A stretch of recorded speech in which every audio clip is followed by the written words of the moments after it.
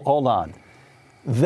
You're talking about Elon Musk and his buddies Larry Page and Sergey Brin, the Googleplex intellectuals. Musk essentially funded that Asilomar conference. However, now I see you and I raise you, George. I'm going to listen to this intellectual. Henry Kissinger, writing in The Atlantic magazine this past spring, quote, "Heretofore, the technological advance that most altered the course of modern history was the invention of the printing press in the 15th century. But now, the world is experiencing an even more sweeping technological revolution whose culmination may be a world relying on machines ungoverned by ethical or philosophical norms," close quote. Now you're taking on Henry Kissinger. Go ahead. He was my tutor. At Harvard in the old days? Yeah, he was assigned to be my tutor. I was something of a rebellious student, and I never quite... Even then? But I loved Henry. He is a great man. And he has absorbed the Google system of the world, and he is wrong. Why? Artificial intelligence is a terrific extension of human intelligence. It requires an oracle just like any other machine extension. It's still a tool. It still requires being held in a human hand in a certain sense. Yes, and it in no way usurps the human brain. That whole concept that somehow a machine can usurp the human mind and excel the human mind. Well, it's true only if you say that the abacus or the calculator excels the human mind. Of course they do in certain functions, but when Garry Kasparov competes with Big Blue, Gary's using 12 to 14 watts of energy, and is not connected to anything beyond his own mind, while Big Blue is using essentially gigawatts of energy connected to those big cloud data centers, and it just isn't. And moreover, they're addressing a deterministic problem. And a deterministic problem can be solved by a machine. But deterministic problems are interesting, but irrelevant to information, as Claude Shannon showed. Information is defined as surprise. It's unexpected bits. It's entropy, as he called it. And surprise is the essence of human creativity. Surprises in a machine is a breakdown. It's bad news when your machine starts surprising you. And the way the Google people simulate creativity in machines is they introduce randomness to the machines. And they pretend that is somehow simulating creativity. But randomness is minus information. They're subtracting information rather than adding it. It's just like their ads are actually minuses. Their creative inputs into their machines are actually minuses as well. All right. So here's what we all have in the backs of our minds. 2001 Space Odyssey, in which Hal, he takes over the spaceship. Open the pod bay doors, Hal. I'm sorry, Dave. I'm afraid I can't do that. What's the problem? I think you know what the problem is just as well as I do. It's a funny scene, but it's of course chilling. And in those days, it was fiction, which is why it was funny. Yeah. But that's what everybody has in his mind, that the machines will take over. They'll start giving us orders. You said you were taught by Henry Kissinger, or you were supposed to have been taught by him. Another person you know well is Ray Kurzweil. I do. Who is at Google now. And Ray Kurzweil wrote a book in 2005 entitled The Singularity is Near.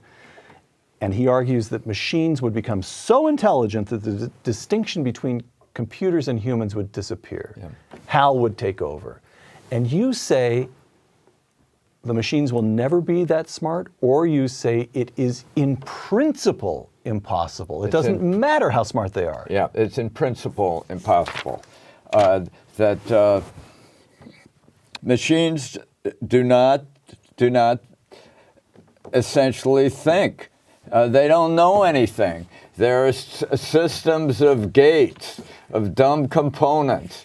They lack this creativity, which is epitomized in all the unexpected bits, the surprising results that human minds and imaginations can generate. All right. Computers are deterministic. They're machines. And Ray wrote a book called How to Create a Mind. It's a brilliant exposition of how to make a good speech recognizer. And in that book, he pretty much concludes that consciousness isn't really an issue. Consciousness is an emergent effect. It's an epiphenomenon of these machine processes that computer scientists understand.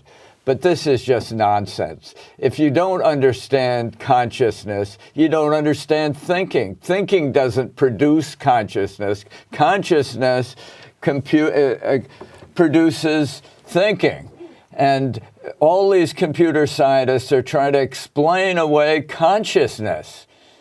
But that's where we are. That's where we live. That's how we think. That's the issue. Right. And to say, oh, well, we don't know what consciousness is, but our machines are going to compute so fast that it won't matter, that consciousness will emerge like one of their clouds, I think is just another fundamental vanity of the valley. Got it. Last questions, George. In your earlier book, Life After Television, published again in 1990, you predicted computers as small as watches, speech recognition, mapping, navigation systems. You got a lot right.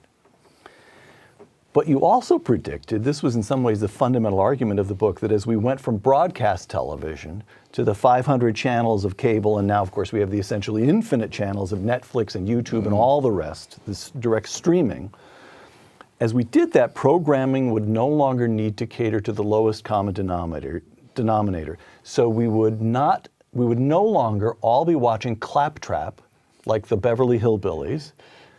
You'd go online and you'd be able to pursue your interest in opera. Someone else would be studying calculus. Somebody else would be learning a language. We would be enlightened. We would be ennobled. Well, that's true. Well, some of that has happened. Yeah. But you didn't tell us that porn was going to be absolutely pervasive. You didn't tell us that kids... I think I did tell you that porn would be in pervasive. Life After Television? I think I mentioned that porn is pretty hard to escape. But anyway. Okay, so but I was wrong. I was what I'm wrong. trying to say is it was a wonderfully optimistic. I still remember I went through it in one reading. I started it at lunchtime and I neglected my work for the rest of the day because in any event it was a wonderful book, but it didn't work out as happily as one would have expected from reading that book. Father of children, you're a father of children, you have a grandchild. The kids have these phones in their hands so long that attention spans suffer, family conversations. Here's Henry Kissinger again. Inundated via social media with the opinions of multitudes, users are diverted from introspection.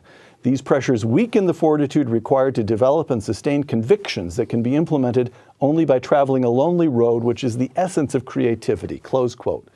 What do you do with this argument that it didn't work out? Yeah. Technology has not ennobled us. It's made us passive and uncreative and lonely. Well, I think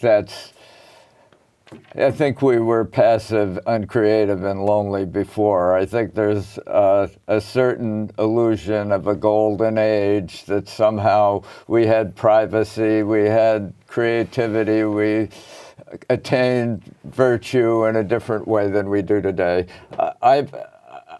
I'm sort of skeptical of the golden age idea, but I'm also skeptical of the idea that this technology is the eschaton, that it's the final thing, that this The blockchain, what you're talking about AI, the AI and all these Right. Google era stuff that produced the effects that you're describing. And I agree with the effects you're describing, essentially.